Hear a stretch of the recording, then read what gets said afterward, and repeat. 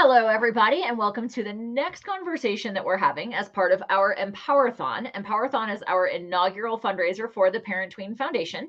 And today we are checking in with Martin Cinke. He is a longtime SAT and ACT professional. I've actually known Marty for the better part of 2 decades at this point. So, Marty, hi, how are you? I'm doing well. How are you? Great. Thank you so much for being with us.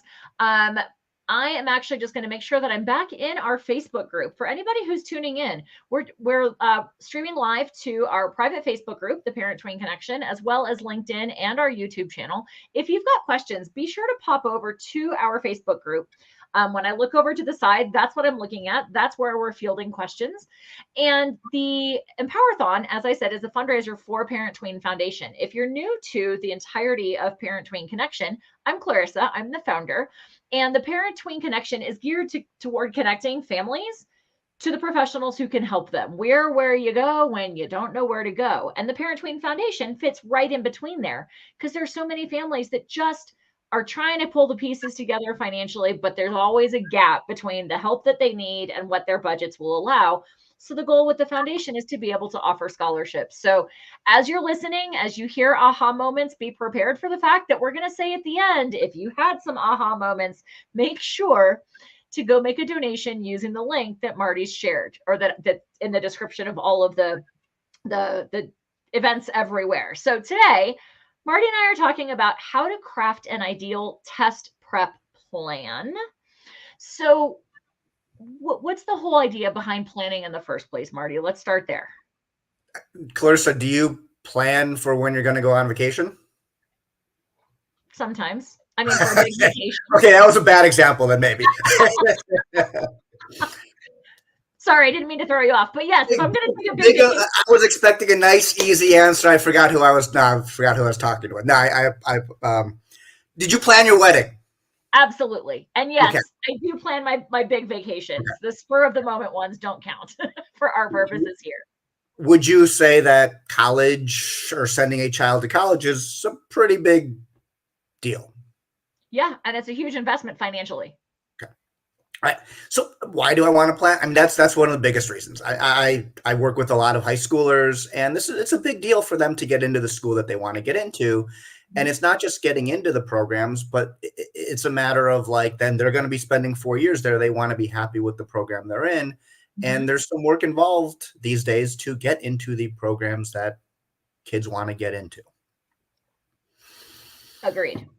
And I also know, because I'm in a similar space to you, there's a whole lot of scholarships involved that often rely on SAT and ACT. And so certainly planning in advance and not just walking in and taking the test blind. I mean, if you want to do that once, fine. But really, if you want to get the highest possible score, that prep is key. So agreed. I got a little lucky back when I took the SAT, ACT. There wasn't a lot of these prep options. So I did kind of just walk in and I was like, oh, I'm taking an SAT today. Okay, let's take an SAT today. Right. That probably wasn't the best idea in terms of maximizing my score. But yes, it's a lot different these days. Absolutely. And I think that's one of the biggest points to make to parents who are watching is what our experience was 20, 30 years ago. Stop. Nope. Keep it at 30 or so. Yeah, right. The fact is that college admissions is definitely a lot more competitive than it was when we went through. And therefore, there's a lot more of intentionality that needs to come into the process as well. And that certainly plays over to the test prep world. So Marty, from your perspective, what are some of the things that we need to consider in the first place in order to craft the plan that's going to work best for each individual student? I mean, first, before you even get to me, is to decide or to figure out if you actually do need to take an SAT or an ACT. A lot of schools are test optional. There's schools that are back to being test required, then that's an easy decision. But there's also schools that are test blind that will not look at SAT and ACT scores. If you're only applying to those like the UCs, I happen to be in California, they will not look at an SAT or an ACT score, regardless of how good or how bad or whatever in between it may be. They just don't care. Mm-hmm. But once you've decided, especially with the test option, a lot of the students I work with are going to test optional schools and they want kind of a little bit of a leg up to have a good score to show that improve their chances. Right. Schools, like you said, are much more competitive these days. Mm-hmm. So once, if you do need a good score, then, then it's time to start thinking about where do I go from there. And I would say it depends. Obviously, depends on if we're talking sophomore or junior. I will tell you a story. I just had a junior parent contact me. Mm-hmm. And they were thinking they didn't have to do an SAT or an ACT. And then the student kind of started looking at some other schools, and all of a sudden there's some test optional schools that they're looking at, and we're behind, we're late. But there's Mm-hmm. still stuff that we can do to get. There's still tests in the fall. Yes, there's a June SAT. There's not really an option for the June SAT in terms of or getting some prep done, but there's options for the fall in terms of August and things like that. So you can prep over the summer, get a test in, see how it goes in August, and then if you need to, there's more options in the fall where a lot of schools will take those options. It's not like, even if you're a senior, you can still take a SAT or an ACT, Sure. depending on which one it is in Well, the fall of senior year. right. And there is also a July ACT now. So for kids who are just wrapping up, if ACT is the preferred way to the way that you'd rather go, that is an option as well. Like, we've still got time. So number one, you said start with whether you need it or not. And to your point is check with the schools. But I also like the point that you made of like, okay, you might be looking at schools that don't require it, and then all of a sudden find schools that Yes. either are test optional or test required. And if we wait until summer between junior and senior year, and all of a sudden you fall in love with one of those schools and realize that these tests now are required, you're just putting yourself in a space of less time to prep. Like you say, there's still stuff to do, but It's still, going to be a lot harder, a lot more crammed in or packed, or a little bit more pressure in terms of getting it done, getting right, it ready for right. whatever, to get that score that we're looking for. All right. So first thing to consider is whether you need it, and or whether you want to have it as a backup, even if you don't think you need it. So what else do we consider in terms of crafting a timeline?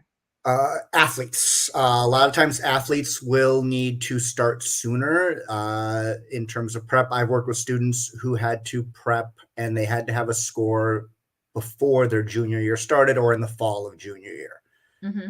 So, again, depending on if your student's an athlete, might be looking at certain schools will want a commitment if they're being recruited, and Mm-hmm. certain schools, if they have that SAT, ACT score requirement, or if it's optional, whatever it may be, that will affect the timeline potentially.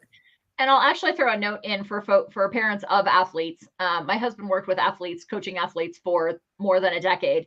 And for the kids who are getting recruited, I guarantee you the first question the coaches or the scouts are going to ask is, what's your GPA and what are your test scores? And so if you don't have test scores, like official test scores on file, at least being able to say, hey, I took a practice test and here's where I was, and I'm doing some prep, if that's the case, at least gives them some insight that you're aware of the fact that you need scores. Even at schools where the school may not require it, NCAA requirements are still a thing. So, okay, so whether the schools require it, athletic requirements, especially for NCAA qualification. What other things do we need to consider? I mean, then, let's just say we're looking at schools. I was not an athlete. I was not being recruited, unfortunately. But when I was taking my SAT, I was doing a junior year, ACT junior year. Junior year was busy. In terms of, even now, I feel it's even busier. Students now, in terms of after school activities, if they do a sport, like I did a sport, I wasn't being recruited, I did a sport. Well, when I was playing tennis, when I did tennis, it was very busy. You get practice after school. You still got to do your homework. So making the schedule fit with the student's schedule makes sense. So, a lot of times I've heard a lot of college counselors say, oh, you should take your SAT or ACT in the spring of junior year. That is great for a lot of students. Right. But if you happen to have a sport in the spring, maybe it's not the best idea. If you happen to do a bunch of AP classes and you have AP tests in the spring of junior year, maybe that's also not such a good idea. If you have a job in the spring, but not in the fall or whatever it may be. So in terms of during the school year, I'm thinking when I talk to parents and when I talk to students trying to set a schedule with them, and think about when they're going to take an SAT or an ACT, a lot of that comes into play of after school activities, sports, AP tests. Do I want to try and get a test in before all that kind of craziness starts in the spring to be done with it, or maybe potentially at least have a start on it in the fall of junior year? Well, and then there's also the aspect, like, you mentioned sports, but for example, if you're in marching band and you're playing at football games on Friday nights, maybe taking a Saturday morning exam in the fall of junior year isn't the best option. So that's a consideration. Or if you're on POMS or you're on the cheerleading squad or something, again, that centers around that Friday night activity, just makes it rough to get up on a Saturday morning and have to have all your brain cells in the right places. So really, and I think that's really the key, is each situation is different for each student. And just having a discussion, I'm happy if someone calls me and they have questions about this. I will talk them through a lot of these things, where sometimes a parent will call me and they're like, oh, I want to do SAT prep.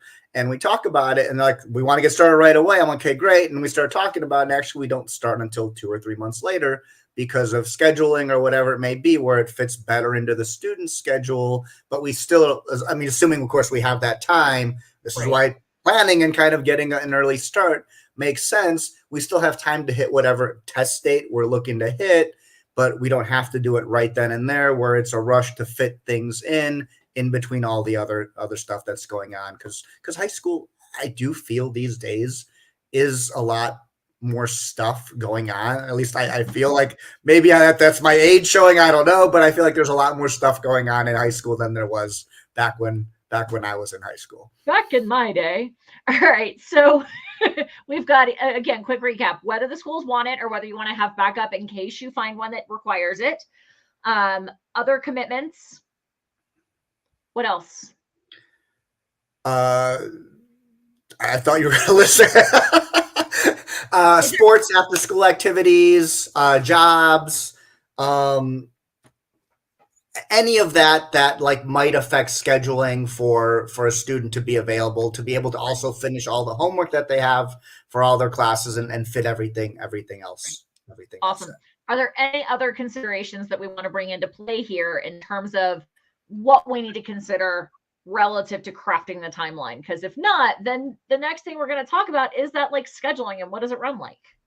Yeah, and I think those are all the things to consider. Again, I'm happy to have a conversation with any parent about that. But once I've talked to them and we get that timeline, are you talking like the timeline for actual prep? Yeah, what does that look like? Like, how far out do we normally start? I would ideally like to start 2 to 3 months before a test date. Okay. Now, let's actually talk about other considerations. Considerations are starting score and target score. Oh, right. Which means the first thing a lot of times I will recommend to a parent is have your child take a practice SAT and a practice ACT. First, we got to decide which test is actually we're going to be doing. And then based upon that, it is prepping for that test date.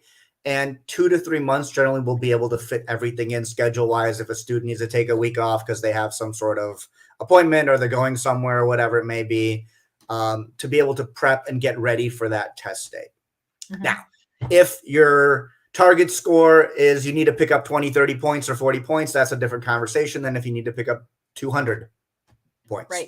Right. And I'm talking SAT. Obviously, ACT would be a couple points versus 6 or 7. 6 or 8, right. It's the analogy that I've often used on that when folks have asked me, how long is it going to take me to get there? I'm like, well, that's like going into a personal trainer or going into the gym and being like, how long is it going to take me to reach my goal weight? Well, I don't know. If you haven't stepped on the scale and I don't know what you weigh now and I don't know what you want to weigh, and I don't know how willing you are to not eat as many Oreos, then like I really can't tell you, right? So like I know I've had some kiddos where like for 4 weeks we can get the job done, but for some kiddos 8 weeks isn't enough. Yeah. So you mentioned homework. Yes. Broadly speaking, what kinds of things are students going to need to account for, or like how much time, again, broad strokes, do you recommend that kids allocate either on a daily or on a weekly basis once they start prep? Because to your point of like all the other things, are we talking 15 minutes a day? Are we talking an hour a day? Because that's going to fly into their planning. I mean, it does vary week to week, depending on what we get through and things like that. Obviously, if there's a practice test assigned, that's a big chunk of time, which typically requires a weekend. I try and give students enough warning to know, hey, you're probably going to be taking a practice test next weekend, or to try and kind of work with them to schedule that. But kind of the general week to week homework is typically, I would say, I try and give about an hour to 2 hours for the week. I know that they have other stuff going on. And I want to make sure that they're not feeling like, oh, this is like, okay, I know it's SAT, like it is a chore, but I also don't want to feel like overburdened with like, I have like, 500 problems to do. No, you're not going to be doing 500 ACT problems during the week or something like that.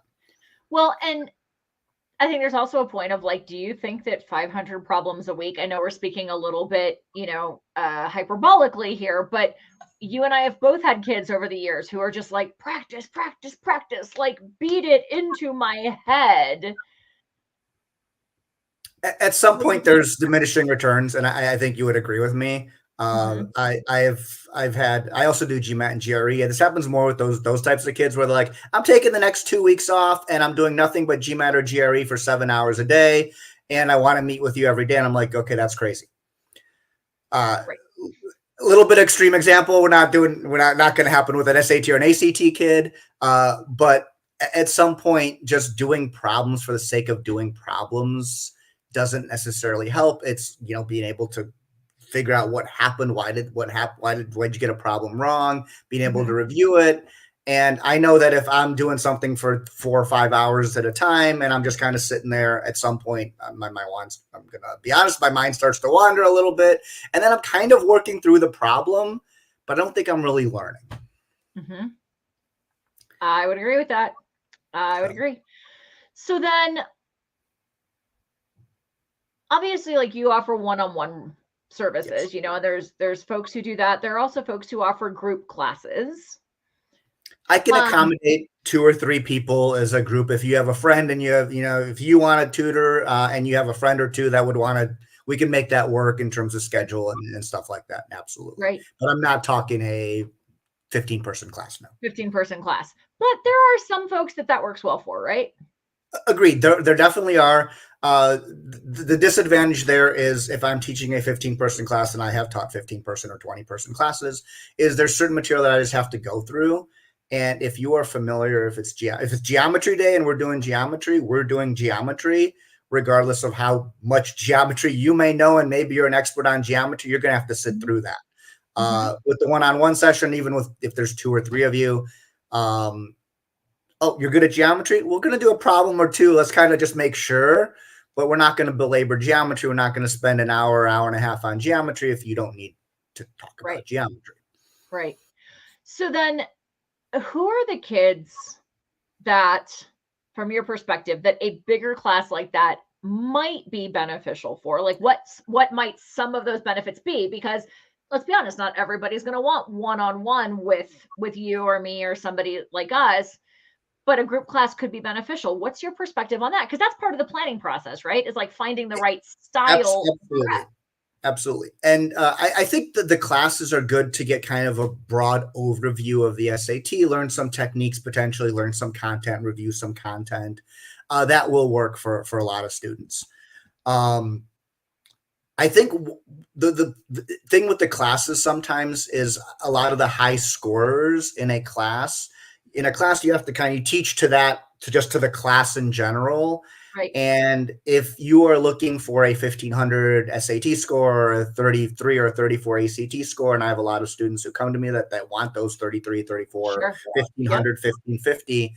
I think it's hard for the class. You're not going to get the personalized attention that you specifically need in terms of maybe it's a specific topic that you need to talk in more detail about, or maybe it's just fine tuning a little bit of the strategy aspect of how you're working through the problems, because how you're working through the problems, if you want a 1500, is going to be different through how you're working with the problems if you want a 1300. Or if you're at a 900 and you want an 1100, right? Absolutely. You're doing a different amount of problems. You're picking and choosing. There's definitely strategies involved based upon where you are at and what your target score right. is. I also have found that for some kiddos who don't do well with one-on-one attention, like there are some personalities that just don't thrive in a one-on-one when they're the one who's always on the hot seat, so to speak. But I think the vast majority of kids can benefit from one-on-one, especially when it's more like in a test prep realm, like an us versus them, where it's like us versus the test, and it's more of like where the guide or the mentor, so to speak. I am right? not giving you an A, B, C, D, or E, or F, or G, H, I, or J, or K, or whatever it may be. I'm not giving you a grade. Right. I am here to help you get that score. I'm here to help you beat the test, get that Mhm. score that you want. In essence, it is a us versus College Board or ACT type Right. of mentality. I am not the one giving you the grade. I am here to help you. I'm like, I'm a tutor, right? I mean, if Yeah. you have problems in a physics class and you're having trouble, you go to a physics tutor. If Yep. you have problem in a math class, calculus class, you go to a calculus tutor, math teacher, math tutor, because the teacher potentially can't give you that attention that if he has, 30, 40 students in the class. I would be the person, if you want to improve your SAT, ACT score, to go to. Right. And there's a lot of free resources out there, and a lot of classes or whatever it may be. Absolutely make use of them. They can definitely help, but sometimes an extra push or a little bit more personalized attention can definitely. Well, and I'm glad you mentioned that, because like, for example, Khan Academy is a resource that a lot of schools really encourage students to use, and there's a lot of really good stuff there.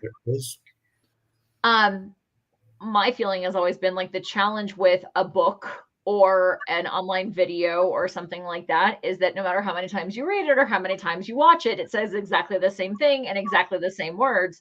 And sometimes going back and reviewing it a second or third time, it'll make sense. But more often than not, it's almost like we need a translator like you to be like, okay, here's what that really means. Or somebody who can take it and put it in a different terminology, because if the words don't make sense to you, then the words don't make sense to you. Oftentimes, it doesn't matter how many times you read it, they're still not going to make sense to you. The other thing I'll say is a lot of times there's a couple different ways to do some of these problems. You don't have to do them the correct way, or the way that Khan Academy explains the problem, or the book explains the textbook, or whatever it is. The way that they do the problem, yeah, I'm sure it's correct. Yes, I'm sure they get to the correct answer. Sometimes explaining it a different way or doing a problem a different way, and there are different ways to do some of these problems, and you can still get them correct. And let's be honest, it's a multiple choice test. If you randomly bubble in B and the answer is B, they have no idea if it was a random guess or if you actually solved it. Same thing if you actually solved it and you spent 3 minutes on the problem and you got B. They're like, okay, B, congratulations, you have the correct answer. Right. All that matters is that you bubble the appropriate letter that gets you the point, right? And that I cannot help students with. That is the one thing I always say I cannot tutor you with. And it is funny. Like sometimes they're like, oh, I circled B on my test and I bubbled in C. I'm like, I can't. So maybe we should come up with a class for bubbling in answers on Scantrons or something. I don't know. Well, and so here's my question, because I know a lot of people ask this. What's your take on randomly guessing? You want to give them a tidbit here? There's a time and a place for it. Absolutely.